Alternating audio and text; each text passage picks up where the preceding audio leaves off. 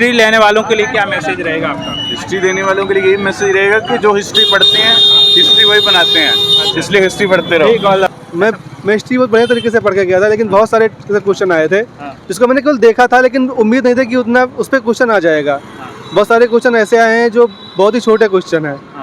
अब उस पर 20 नंबर में लिखना बहुत दिक्कत है।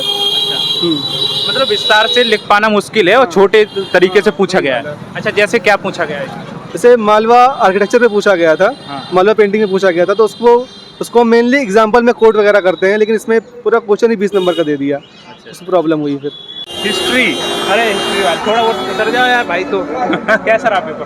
पेपर यार टफ था इस बार, काफ़ी ऑफ बीट क्वेश्चन लगे मेरे को। अच्छा, हिस्ट्री में कौन सा पोर्शन ऐसा लग रहा था ज़्यादा टफ आपको? वैसा मुझे मिडीवल में लगा थोड़ा। मुझे कंपनी चाहिए। कैसा रहा पेपर? ठीक रहा। अच्छा, क्या ऑप्शनल था sir? History optional. History optional. अच्छा, विस्तार से बताइए हिस्ट्री के लिए कैसे आपकी रणनीति थी ऑप्शनल? जो सिलेबस है उसको पढ़ा है, जो प्रीवियस ईयर क्वेश्चन को देखा है मैंने, यही दोनों चीज़ को फोकस किया है मैंने बस। अच्छा, ऑप्शनल के लिए क्या समय देते थे, कितना समय देते थे आप? ऑप्शनल के लिए लगभग 40% तो प्लस देना पड़ेगा समय। जी। जो भी इतना भी समय है, हो सकता है कि आप एक हफ्ते में 40% दें या फिर एक दिन के अंदर 40% दें। फिर 40% के आसपास आपको देना पड़ेगा हिस्ट्री ऑप्शनल के लिए। कोचिंग का क्या रोल होता है? आपने कोचिंग ली है सेल्फ?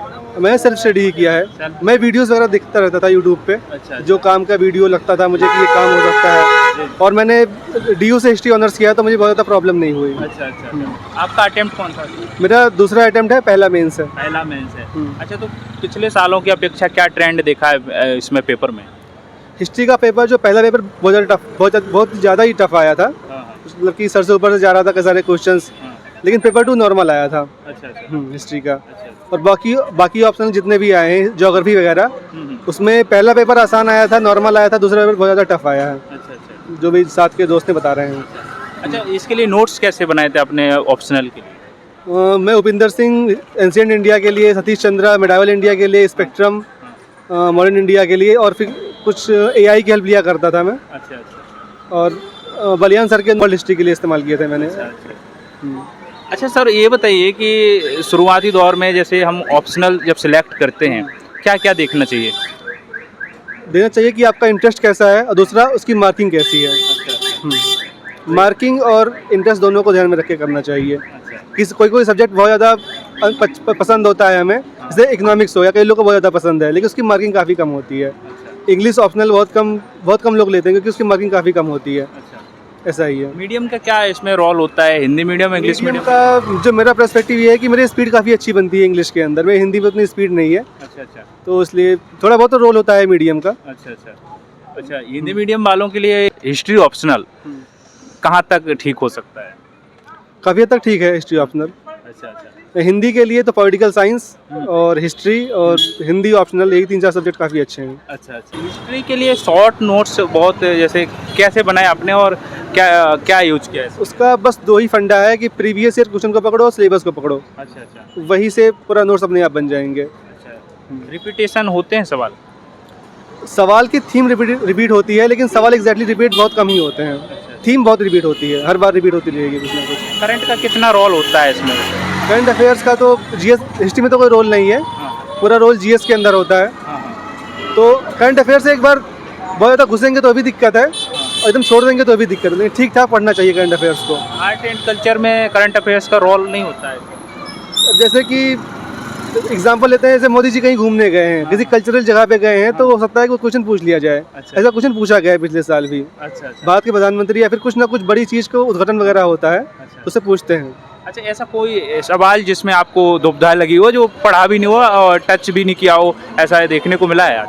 हाँ, मिलता है। मैं हिस्ट्री बहुत बढ़िया तरीके से पढ़ के गया था, लेकिन बहुत सारे क्वेश्चन आए थे जिसको मैंने केवल देखा था, लेकिन उम्मीद नहीं थी कि उतना उस पर क्वेश्चन आ जाएगा। बहुत सारे क्वेश्चन ऐसे आए हैं जो बहुत ही छोटे क्वेश्चन हैं। अब उस पर 20 नंबर में लिखना बहुत दिक्कत है। मतलब विस्तार से लिख पाना मुश्किल है और छोटे तरीके से पूछा गया है। अच्छा, जैसे क्या पूछा गया है? जैसे मालवा आर्किटेक्चर पे पूछा गया था, मालवा पेंटिंग में पूछा गया था, तो उसको मेनली एग्जाम्पल में कोट वगैरह करते हैं, लेकिन इसमें पूरा क्वेश्चन ही 20 नंबर का दे दिया। उसमें प्रॉब्लम हुई फिर। और ये बताइए सर, प्री के लिए जो तैयारी रहती है, खासकर CSET के लिए बहुत स्टूडेंट वहाँ से क्वालिफाई नहीं कर पाते, आपने क्या ऐसा किया, क्या रणनीति किया? तो सीसैट का तो यही मुद्दा है कि एक बार प्रीवियस ईयर को देखो हाँ। और उससे समझो कि क्या उसके डिमांड है क्वेश्चन की, और कुछ ना कुछ झटका जरूर देता है, हर साल देगा कुछ ना कुछ। तो उससे किसी एक चीज़ के भरोसे मत जाओ। कुछ लोग मैथ के भरोसे जाते हैं, कुछ लोग रीजनिंग के भरोसे जाते हैं, कुछ लोग कॉम्प्रिहेंशन के भरोसे जाते हैं। किसी एक के भरोसे मत जाओ, कोई ना कोई टेढ़ा आकर फिर तुम्हें परेशान कर देगा। तो तीनों को एक साथ पढ़ के जाओ, तो सही तरीके से तैयारी करके जाओ उसे। कितनी तैयारी, कब से तैयारी कर देनी चाहिए? 2021 से तैयारी कर रहा हूँ मैं, हाँ। तो 2023 में पहला अटेम्प्ट दिया, उसमें प्री नहीं हुआ मेरा, अच्छा। और उसमें सीसैट हो गया था लेकिन जीएस नहीं हुआ था। Yes, नहीं। और इस बार में दोनों हो गया, तो प्री हो गया मेरा, अब मेंस दिया हूँ मैं। अच्छा, मेंस के लिए आपकी जो रणनीति थी वो क्या थी, और कितना समय मेंस के लिए आंसर राइटिंग के लिए दे पाते थे आप? एक तो दो तरह का टाइम होता है। एक पहला होगा मेंस के बाद प्री से पहले।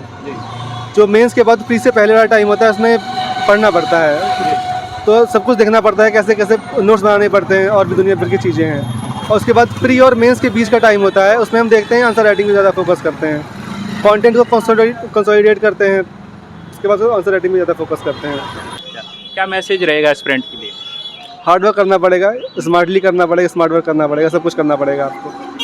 हिस्ट्री अरे थोड़ा बहुत उतर जाओ यार भाई। तो कैसा रहा पेपर? पेपर यार टफ था इस बार, काफ़ी ऑफ बीट क्वेश्चन लगे मेरे को। अच्छा, हिस्ट्री में कौन सा पोर्शन ऐसा लग रहा था ज़्यादा टफ आपको? वैसा मुझे मेडिवल में लगा थोड़ा, Medieval? मेडिवल में पूछ लिया उन्होंने। और आपका कौन सा अटेम्प्ट था ये? मेरा दूसरा मेंस आप?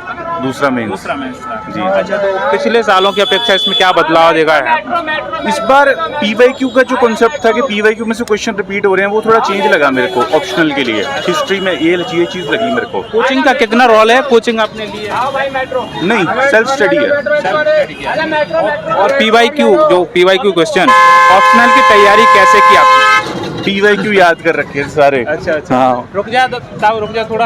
हाँ, PYQ मैंने सॉल्व कर रखे थे हाँ। और ज़्यादा इधर उधर नहीं पढ़ा था, अच्छा। तो इसलिए इन्होंने इस बार थोड़ा नया दिया, तो फिर मुझे लगा कि और पढ़ना चाहिए। अच्छा, एस्पिरेंट से क्या कहना चाहेंगे? कोचिंग कितनी जरूरी है, और कोचिंग यदि नहीं लेते हैं तो क्या डिमोटिवेट बहुत सारे हो जाते हैं? नहीं, कोचिंग ज़्यादा जरूरी नहीं है, खुद ही पढ़ना है, पेपर भी खुद ही तो देना है, सब कुछ खुद ही करना है, तो कोचिंग का इतना रोल नहीं है। हिस्ट्री लेने वाले हिस्ट्री लेने वालों के लिए क्या मैसेज रहेगा आपका? हिस्ट्री देने वालों के लिए यही मैसेज रहेगा कि जो हिस्ट्री पढ़ते हैं, हिस्ट्री वही बनाते हैं, इसलिए हिस्ट्री पढ़ते रहो। ठीक है।